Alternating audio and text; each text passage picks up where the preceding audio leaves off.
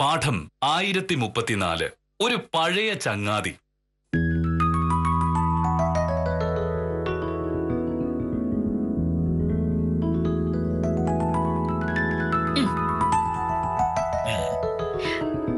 ഇന്ന് ഉച്ച കഴിഞ്ഞ് എനിക്ക് കേസൊന്നുമില്ല. എല്ലാരും കൂടി ഒന്ന് പുറത്തു പോയാലോ എന്ന് ആലോചിക്കുക. വിദ്യാലക്ഷ്മി, ശാലിനി, ഗായത്രി എല്ലാരും ഉണ്ട്. ഞാനിവിടെ അവരോട് ഒന്ന് പോവേ. എന്തിന്? അല്ല, അങ്ങനെ പ്രത്യേകിച്ച് ഉദ്ദേശങ്ങളൊന്നുമില്ല. ഏതെങ്കിലും ഒരു നല്ല ഹോട്ടലിൽ കയറി ഉച്ചഭക്ഷണം കഴിക്കണം. പിന്നെ ഗായത്രിക്ക് എന്തൊക്കെയോ വാങ്ങാനുണ്ടെന്ന്. അവളോട് ഒന്ന് കടയിൽ പോണം. ഒന്ന് ചുറ്റിക്കറങ്ങിയിട്ട് നേരെ ഇങ്ങോട്ട് പോരും. എന്തായാലും വൈകിട്ട് മോഹനായിട്ട് വരുന്നതിന് മുന്നേ ഞാൻ എത്തും. അത്തരം ഒരു ചുറ്റുകൾക്കൊന്നും പോകേണ്ട ഒരു കാര്യവുമില്ല. വിദ്യാലക്ഷ്മിയും ഗായത്രിയും ഒക്കെ കയ്യിലുള്ള കാശ് എങ്ങനെ ചെലവാക്കാം എന്ന് ആലോചിച്ച് നടക്കുന്നവരാ. നീ എന്തിനാണ് അവരുടെ കൂടെ പോകുന്നത്? കാശ് ചെലവാക്കുന്ന ഒരു കാര്യത്തിന് ഞാൻ പോകുന്നില്ല. ഒന്നും വാങ്ങൂല്ല. പോരേ. പിന്നെ എന്തിനാ പോകുന്നത്? അല്ല, അങ്ങനെയല്ല. വെറുതെ കൂട്ടുകാരോട് ചുറ്റിക്കറങ്ങുന്ന ഒരു രസമല്ലേ. ജോലി തിരക്കിനിടയ്ക്ക് കിട്ടുന്ന കുറച്ച് സമയം കൂട്ടുകാരോട് ചെലവാക്കാൻ ആർക്കാ ഇഷ്ടമല്ലാത്തത്? കൂട്ടുകാരുടെ കൂടെ നാട് ചുറ്റാൻ നീ സ്കൂളിലോ കോളേജിലോ പഠിക്കുന്ന കുട്ടിയൊന്നും അല്ലല്ലോ. നീ ഒരു വക്കീലല്ലേ? എന്നോട് വെറുതെ വക്കീലന്മാരല്ലേ? നീ ഒരു വക്കീൽ മാത്രമല്ല, ഒരു ഭാര്യ കൂടിയാണ്. കല്യാണം കഴിഞ്ഞ സ്ത്രീകൾ പുറത്തു പോകേണ്ടത് ഭർത്താവിന്റെ കൂടെയാണ്.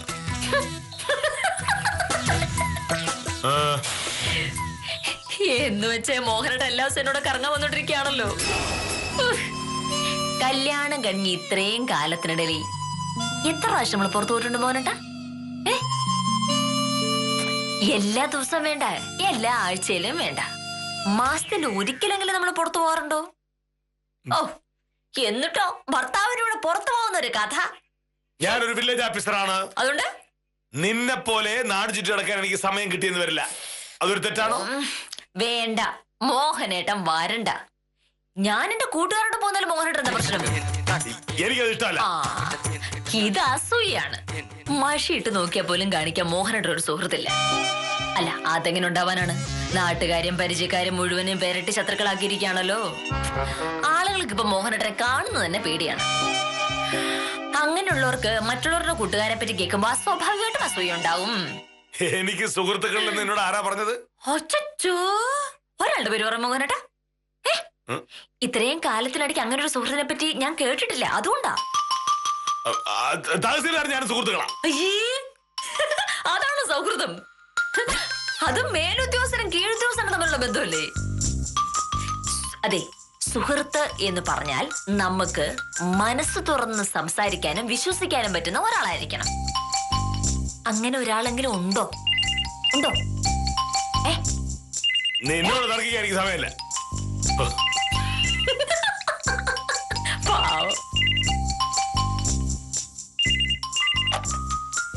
ഹലോ, അതെ, കെ മോഹനകൃഷ്ണൻ സാറാണ്. വിനോദേ, എന്തൊക്കെയുണ്ട് വിശേഷങ്ങൾ? നീ എവിടെയാ? നാട്ടിലെത്തിയോ? അത് ശരി. അങ്ങനെയാണ് ഒരു കാര്യം ചെയ്ത് ഇങ്ങോട്ട് വാ. നമ്മൾ തമ്മിൽ കണ്ട എത്ര വർഷമായി? അത് ശരി. ഓ, ഏതാറല്ല, എന്നാ പോട്ടെ. അടുത്ത പ്രാവശ്യം വരുമ്പോ എന്തായാലും കാണണം. സമ്മാനം? എന്ത് സമ്മാനം? ശരി. വീട് കണ്ടുപിടിക്കാൻ ഒരു പാടുമില്ലെന്നേ. വില്ലേജ് ഓഫീസർ കെ മോഹനൻ സാറിന്റെ വീട് ചോദിച്ചാൽ ആരായാലും കൊണ്ടുവന്ന് കാണിച്ചു തരും. അത് ശരി. ഇതാണ് ഭാമേ. ദൈവമുണ്ട്, ദൈവമുണ്ട്, ദൈവമുണ്ട്, ദൈവമുണ്ടെന്നൊക്കെ പറയുന്നു. ദൈവം ആരെന്താ വിളിച്ചത്? അല്ല, വിനോദ്. കോളേജിൽ എന്റെ കൂടെ പഠിച്ച വിനോദിനെ പറ്റി ഞാൻ നിന്നോട് പറഞ്ഞിട്ടുണ്ട്. അവൻ തന്നെയാണ് ഇപ്പൊ ഈ വിളിച്ചത്. അവൻ ഇപ്പൊ ഡൽഹിയിലാ. ഒരാഴ്ചത്തെ അവധിക്ക് നാട്ടിൽ വന്നിരിക്കുക. ഇങ്ങോട്ട് വന്ന് എന്നെ കാണണമെന്ന് അവന് വലിയ ആഗ്രഹമായിരുന്നു. പക്ഷേ സമയമില്ല, എന്തൊക്കെയോ ചില തിരക്കുകളുണ്ട് എന്ന്. ഈ ദൈവമുണ്ട് എന്ന് പറഞ്ഞ എന്തിനാണെന്ന് എനിക്ക് ഇപ്പോഴും മനസ്സിലായില്ല. നീയല്ലേ കുറച്ചു മുമ്പ് പറഞ്ഞത് എനിക്ക് സുഹൃത്തുക്കളില്ല, ഒരുവിധപ്പെട്ട ആളുകൾ ആരും എന്നോട് കൂട്ടുകൂടില്ല. ആളുകൾക്കൊക്കെ എന്നെ പേടിയാണ് എന്നൊക്കെ.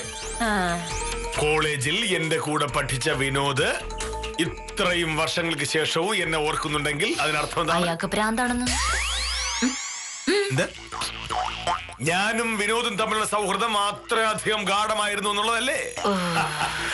ഭാമേ, വെറുതെ വഴിയിൽ കാണുമ്പോ ഇളിച്ച് കാണിക്കുന്നതും കൂച്ചല ചോദിക്കുന്ന നല്ല സൗഹൃദം അത് ഹൃദയത്തിന്റെ അടിത്തട്ടിൽ ഉണ്ടാകേണ്ടതാണ്. ഹൃദയത്തിന്റെ അടുത്തട്ടിൽ. അങ്ങനെയുള്ള സൗഹൃദം എത്ര വർഷം കഴിഞ്ഞാലും മാഞ്ഞു പോകില്ല, മറഞ്ഞു പോകില്ല എന്നുള്ളതിന് തെളിവാണ് എന്റെ പ്രിയപ്പെട്ട സുഹൃത്ത് PB വിനോദിന്റെ ഈ വിളി. ഇത്തരത്തിലുള്ള ഒരു സുഹൃത്തുക്കൾ നിനക്കുണ്ടോ? ഉണ്ടോ? സൗഹൃദമില്ലാത്തവൾ.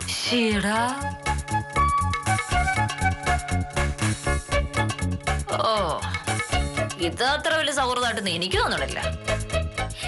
ഡൽഹി ജോലിയുള്ള ചങ്ങാതി വർഷങ്ങൾക്ക് ശേഷം നാട്ടിൽ വന്നതല്ലേ, എന്നിട്ട് ഇവിടെ വന്ന് മോഹനേട്ടൻ എന്ന് കാണാനുള്ള മര്യാദ കാണിച്ചോ? അതിലെന്ത് കാര്യം? എന്താണ്? വിനോദ് വളരെ തിരക്കുള്ള ഒരാളാണ്. തിരക്കിനിടയിൽ എന്നെ വന്ന് കാണാനുള്ള സൗകര്യം കിട്ടിയിട്ടുണ്ടാവില്ല. പക്ഷേ അക്കാര്യം അവൻ വിളിച്ചു പറഞ്ഞല്ലോ, അതാണ് സ്നേഹം. എവിടെയോ ഇരുന്ന ഒരു പഴയ കൂട്ടുകാരൻ ഒന്ന് ഫോൺ ചെയ്തു എന്ന് കരുതി അതൊരു വലിയ സംഭവമായിട്ട് കൊണ്ടു നടക്കുന്നത് വലിയ കഷ്ടമാണ് കേട്ടോ. ഒന്ന് ഫോൺ ചെയ്യാൻ പോലും വേറെ കൂട്ടുകാരും ഇല്ലാത്തോണ്ടാ ഇതൊക്കെ വലിയ സംഭവമായിട്ട് മോഹനായിട്ട് തോന്നണേ. അവൻ ഫോൺ ചെയ്യുക മാത്രമല്ല ചെയ്തത്, എനിക്ക് തരാൻ ഒരു ഗംഭീര സമ്മാനവും കൊടുത്തു വിട്ടിട്ടുണ്ട്. സമ്മാനം? നീ എന്താ വിനോദിനെ പറ്റി കരുതിയിരിക്കുന്നത്? കോളേജിൽ പഠിച്ചുകൊണ്ടിരുന്നപ്പോ ഞങ്ങൾ അത്രയധികം സുഹൃത്തുക്കളായിരുന്നു. എന്റെ മനസ്സറിയുന്ന കൂട്ടുകാരൻ. അത്തരക്കാരെയാണല്ലോ നമ്മൾ നല്ല കൂട്ടുകാർ എന്ന് വിളിക്കുന്നത്. കോളേജിൽ പഠിക്കുന്ന കാലത്തെ ഞാനൊരു ഗാന്ധിയനായിരുന്നു. മറ്റു കുട്ടികൾ അത് പറഞ്ഞ് എന്നെ കളിയാക്കുമായിരുന്നു. പക്ഷേ വിനോദ് മാത്രം എന്റെ പക്ഷം നിൽക്കും. നിനക്കറിയാമോ, എന്റെ സത്യാന്വേഷണ പരീക്ഷണ കഥ ഞാനും വിനോദും കൂടിയാണ് വായിച്ചത്. അതുപോലെ അന്തരീക്ഷ മലിനീകരണത്തിനെതിരായുള്ള പരിപാടികളിലും പ്രകൃതി സംരക്ഷണത്തിലുള്ള പരിപാടികളിലും ലഹരി വിരുദ്ധ പരിപാടികളിലുമൊക്കെ അവനായിരുന്നു എനിക്ക് കൂട്ട്. അത്തരം ഒരു നല്ല സൗഹൃദം നിനക്കുണ്ടോ? ഉണ്ടോ? ഉണ്ടോ? ഉണ്ടെങ്കിൽ ഒരൊറ്റ ആളുടെ പേര് പറയൂ. സാറേ, ഉത്തമനാണ്. കൃത്യസമയത്ത് വന്നു. ഉത്തമനെ കൊണ്ട് എനിക്കൊരാവശ്യമുണ്ട്.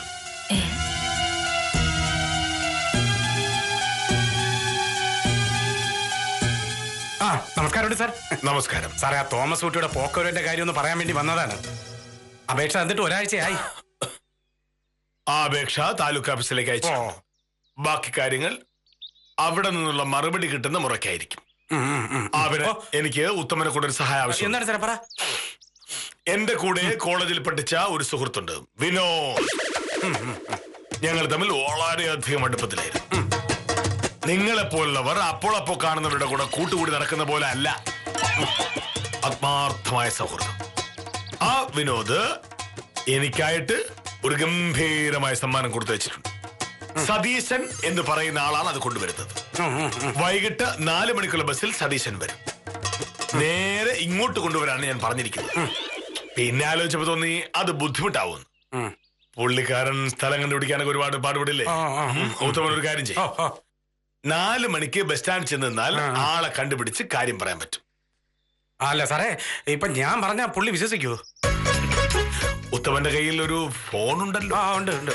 അതിൽ നിന്ന് വില്ലേജ് ഓഫീസിലേക്ക് ഒന്ന് വിളിച്ച് ഫോൺ സതീശന്റെ കയ്യിൽ നിന്ന് കൊടുത്താൽ മതി. നമസ്കാരം. നമസ്കാരം. ഉത്തമ, ഇവിടെയുള്ള ചിലർ കയ്യിലിരിക്കുന്ന കാശ് ചിലവാക്കി കുറെ സുഹൃത്തുക്കളെയൊക്കെ സംഘടിപ്പിച്ചു വെച്ചിട്ടുണ്ട്. അതുപോലെ അല്ല മോഹനകൃഷ്ണൻ സാറിന്റെ സുഹൃത്ത് ശ്രീമാൻ വിനോദ്. അയ്യോ,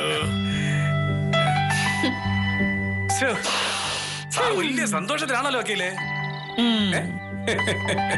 ഈ കൂട്ടുകാരെന്തോ വലിയ സമ്മാനം കൊടുത്തതിന്റെ ആവേശത്തിലായിരിക്കും അല്ലേ? അത് മാത്രമല്ല ഉത്തമ, വക്കീൽ ഓഫീസിലുള്ള എല്ലാരും കൂടി ഒന്ന് പുറത്തു പോകുന്ന കാര്യം പറഞ്ഞതിന്റെ പേരിൽ കലിച്ചിരിക്കുകയായിരുന്നു വില്ലേജ് ഓഫീസർ. എനിക്കൊരു ചുരിദാർ വാങ്ങണം എന്ന് പറഞ്ഞതിന്റെ പേരിൽ ധൂർത്ത് എന്ന് പറഞ്ഞു തുടങ്ങിയതാണ്. സത്യം പറഞ്ഞ മോഹനേട്ടന്റെ ഷർട്ടിന് തുണി വാങ്ങാനാണ് ഞാൻ പോകുന്നത്. അതൊരു സസ്പെൻസ് ആയിക്കോട്ടെ എന്ന് ഞാൻ കരുതി. അപ്പോഴേക്കും ആ കൂട്ടുകാരെ ഫോൺ ചെയ്ത് കളഞ്ഞല്ലോ. ഇനി ഈ വിനോദ പുരാണം എത്ര കാലം ഞാൻ കേൾക്കേണ്ടി വരുമോ എന്തോ. ആ പിന്നെ ഈ കൊടുത്തയച്ച പാഴ്സൽ എന്തായിരിക്കും? വക്കീൽ വല്ല ഐഡിയ ഉണ്ടാ? ആർക്കറിയാം. എന്തായാലും മോഹനന്റെ ആത്മാർത്ഥ സുഹൃത്തല്ലേ, കാര്യമായിട്ടൊന്നും അതിൽ പ്രതീക്ഷിക്കണ്ട. എന്നാ ശരി ഉത്തമ. ഓ ശരി ശരി ശരി. അയ്യോ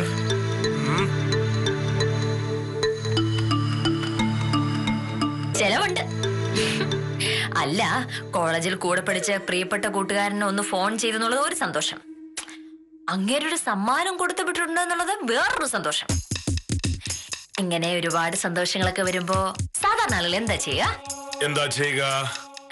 വേണ്ടപ്പെട്ടവർക്കൊക്കെ ചെലവ് ചെയ്യും. അതിപ്പം മധുര പലഹാരങ്ങളാവാം, മദ്യമാവാം, അങ്ങനെ സന്തോഷത്തിന്റെ വലുപ്പം അനുസരിച്ച് എന്തും ആവാം. അല്ല, എനിക്ക് മദ്യം വേണ്ട, മധുര പലഹാരം വേണ്ട, ഒരു ചുരിദാർ കിട്ടിയാ മതി. അല്ല, അതിനിപ്പോ മോഹനന്റെ പൈസ ഒന്നും തരണ്ട, എന്റെ പൈസ ഇരിപ്പുണ്ട്. ഇന്ന് വിദ്യയുടെയും കാത്രിനോട് പുറത്തു പോകുമ്പോ ഞാൻ ഒരു ചുരിദാർ അങ്ങ് വാങ്ങിച്ചോട്ടെ. മോഹനന്റെ അനുവാദം തന്നാ മാത്രം മതി. കൊള്ളാം. കുറച്ചു മുമ്പ് നീ പറഞ്ഞു കൂട്ടുകാരുടെ കൂടെ വെറുതെ പോവുകയാണ്, ഗായത്രിക്ക് എന്തോ വാങ്ങാനുണ്ട് എന്ന്. ഇപ്പൊ നീ പറയുന്നു നിനക്കൊരു ചുരിദാർ വാങ്ങണമെന്ന്. നിന്റെ മനസ്സിലിരിപ്പ് ഇതാണെന്ന് നേരത്തെ മനസ്സിലാക്കിയത് കൊണ്ടാണ് ഞാൻ പറഞ്ഞത് പുറത്ത് കറങ്ങാൻ പോകണ്ട എന്ന്. അയ്യോ, ശരിക്കും ഞാൻ ചുരിദാർ വാങ്ങാനിരുന്നതല്ല. ആ, വിനോദ് വിളിച്ചതിന്റെ പേരുള്ള മോഹനേട്ടന്റെ ആ സന്തോഷം കണ്ടപ്പോ എനിക്ക് പെട്ടെന്ന് തോന്നിയതാ. മോഹനേട്ടൻ ഇന്ന് സന്തോഷമുള്ള ദിവസമല്ലേ, വൈകിട്ട് നല്ല ഒന്നാം തരം സമ്മാനവും കിട്ടും. അപ്പോ എനിക്ക് സന്തോഷിക്കാനും എന്തെങ്കിലും വേണ്ടേ? ഒരു ചുരിദാർ പ്ലീസ്. ഞാൻ ഇറങ്ങുന്നു. അയ്യോ, ഇത്രയും വർഷങ്ങൾക്ക് ശേഷം പഴയ കൂട്ടുകാരൻ സാറിന് ഓർത്തിരിക്കുന്നുണ്ടല്ലോ, സമ്മതിക്കണം. അത് വാസ്തവ. എന്റെ കൂടെ കോളേജിൽ പഠിച്ച ഒരാളും ഒരു കത്തെഴുതുകയോ ഫോൺ വിളിക്കുകയോ ചെയ്തിട്ടില്ല. നിങ്ങളുടെയൊക്കെ സുഹൃത്തുക്കളെ പോലെ അല്ല എന്റെ സുഹൃത്ത് വിനോദ്. ഞാനും വിനോദും 3 കൊല്ലമേ ഒരുമിച്ച് പഠിച്ചിട്ടുണ്ട്. പക്ഷേ ആ 3 കൊല്ലം കൊണ്ട് ഞങ്ങൾ സഹോദരന്മാരെ പോലെയായി. അതാണ് സൗഹൃദം. ശിശുപാലൻ എന്താ ഒന്നും മിണ്ടാത്തത്? അല്ല സാറേ, സാറിന്റെ കൂട്ടുകാരൻ കൊടുത്തു വിടുന്ന സമ്മാനം എന്തായിരിക്കും എന്നാ ഞാൻ ആലോചിക്കുന്നത്. വർഷങ്ങൾക്ക് ശേഷം സൗഹൃദം പുതുക്കാനായിട്ട് ഒരു സമ്മാനം കൊടുത്തയക്കുമ്പോ എന്തായാലും അത് നിസ്സാര കാര്യമൊന്നും ആയിരിക്കില്ലല്ലോ. അത് ശരിയാ, കാര്യമായിട്ട് എന്തെങ്കിലും കാണും, അത് ഉറപ്പാ. ആ സമ്മാനം എന്താണ് എന്ന് പറയാൻ നിങ്ങൾ 3 പേർക്ക് ഞാൻ ഒരു അവസരം തരാം. നിങ്ങളിൽ ആരെങ്കിലും പറയുന്നത് കൃത്യമായാൽ ആ ആൾക്ക് എന്റെ വക ഒരു സമ്മാനം. സാർ, ഞാൻ പറയാം. അതൊരു മൊബൈൽ ഫോൺ ആയിരിക്കും എന്നുള്ള കാര്യം ഉറപ്പാ.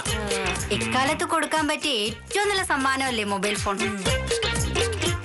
പക്ഷേ ഞാൻ മൊബൈൽ ഉപയോഗിക്കില്ല എന്ന് വിനോദിന് കൃത്യമായിട്ട് അറിയാമായിരിക്കുമല്ലോ. മൊബൈലായി സാർ, എനിക്ക് തോന്നുന്നത് പുസ്തകങ്ങളായിരിക്കും.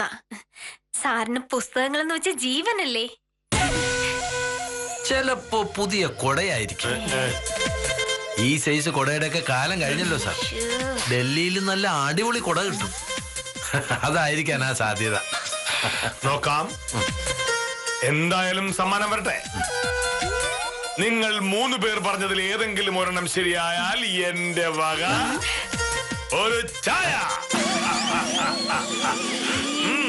ഉറപ്പായും വാങ്ങിത്തരും. ശിശുപാലൻ ചേട്ടാ, ചായ മധുരമുള്ളതായിരിക്കോ അതോ മധുരം ഇല്ലാത്തതായിരിക്കോ? അല്ല, മധുര ഇട്ട ചായക്ക് 7 രൂപ, അല്ലാത്തതിന് 6 രൂപ. 1 രൂപ എന്ന് പറയുന്നത് ചെറിയൊരു തുകയല്ലല്ലോ.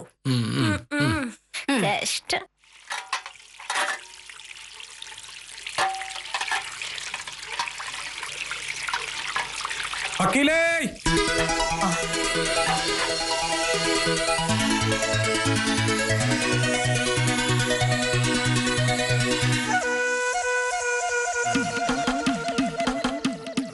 നമസ്കാരം വക്കീലേ.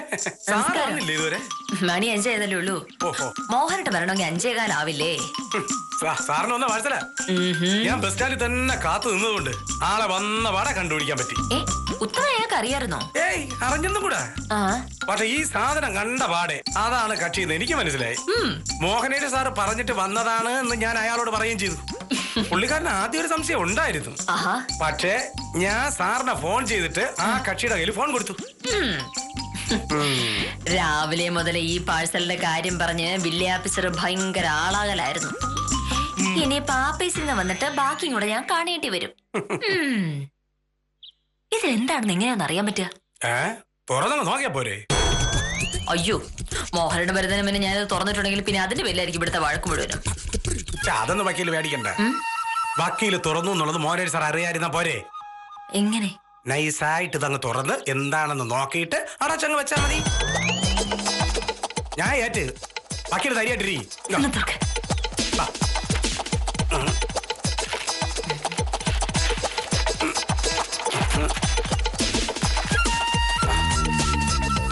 തിരിച്ചടച്ചു വെക്കാനുള്ളതാണ്, അതുകൊണ്ട് വലിച്ചു കീറിയാ ശരിയാവില്ല.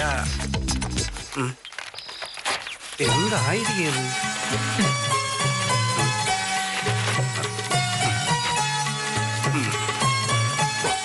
എന്തോ വലിയ സമ്മാനമാണ് കേട്ടോ. നല്ല വില കൂടിയ സാധനം. അമ്പോ, ബ്രാൻഡി ബ്രാൻഡി. അയ്യോ,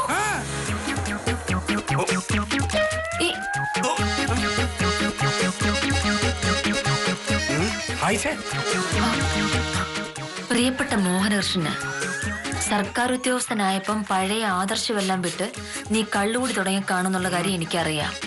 വില്ലേജ് ഓഫീസറാകുമ്പോ 10 പൈസ കയ്യിൽ നിന്ന് മുടക്കാതെ നിനക്ക് കുടിക്കാമല്ലോ. ഭാഗ്യവാൻ. ഇത് നിനക്കായി ഡൽഹിയിൽ നിന്ന് ഞാൻ വാങ്ങിയതാണ്. കുടിച്ചാഘോഷിക്കൂ. സ്വന്തം വിനോദ്. വക്കീലെ, ഇതാണോ സാറ് പറഞ്ഞത് സാറിന്റെ മനസ്സറിയുന്ന കൂട്ടുകാരനാണെന്ന്? വക്കീലെ, ഇന്നിവിടെ എന്തെങ്കിലുമൊക്കെ നടക്കും.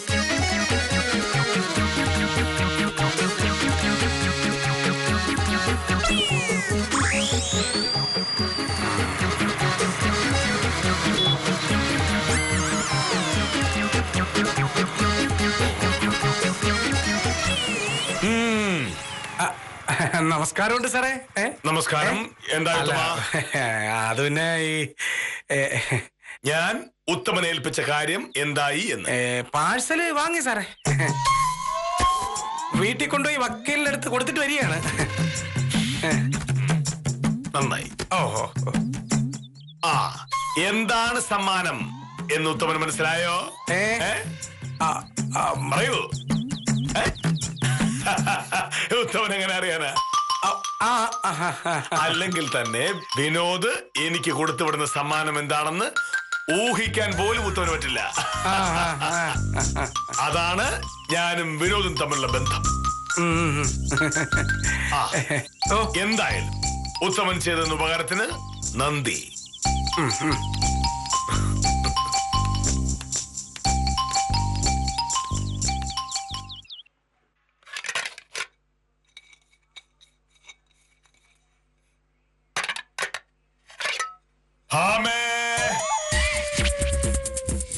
വന്നല്ലോ ഓഫീസർ.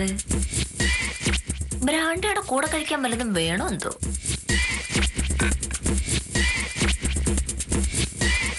ആഹാ, ഇന്ന് കുറച്ച് നേരത്തെയാണല്ലോ. ഓടിയോ?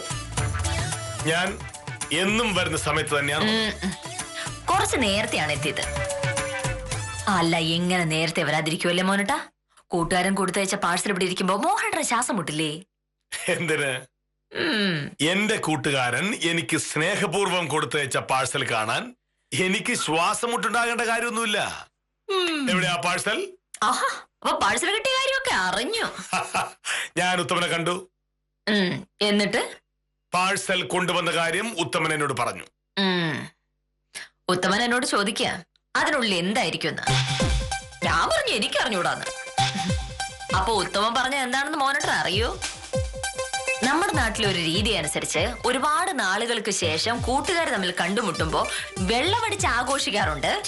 ഇതിപ്പോ അങ്ങനെ വല്ലതുമായിരിക്കുമോ എന്ന്. എന്നുവെച്ചാ അല്ല വല്ല ബ്രാൻഡ് കുപ്പിയോ ആയിരിക്കുമെന്ന്. ഭാമേ, നീ എന്നെ പറ്റിയും വിനോദിനെ പറ്റിയും ഒക്കെ എന്താണ് കരുതിയിരിക്കുന്നത്? കോളേജിൽ പഠിക്കുന്ന കാലത്ത് മദ്യവർജന സമിതിയുടെ പ്രസിഡന്റ് ആയിരുന്നു പി ബി വിനോദ്. എന്നെ പോലെ തികഞ്ഞ ഗാന്ധിയൻ, മാന്യൻ. അങ്ങനെ ഒരാൾ ബ്രാൻഡ് കുപ്പി സമ്മാനമായിട്ട് ആർക്കെങ്കിലും എടുത്തു കൊടുക്കൂ? നിന്നെയും ഉത്തമനെയും പോലുള്ളവർക്ക് അത് മനസ്സിലാവില്ല. എവിടെ മനസ്സിലെടുക്ക?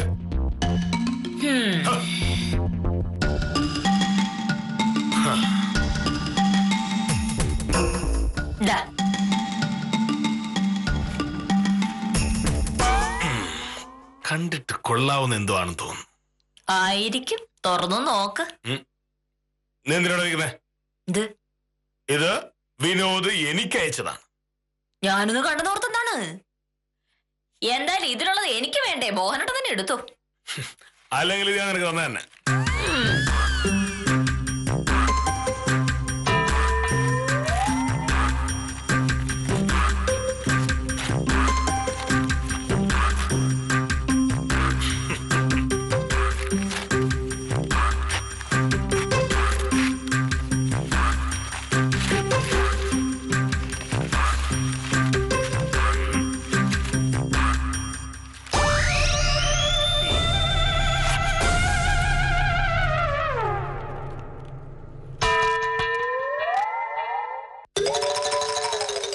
എന്താ മോനട്ടാ?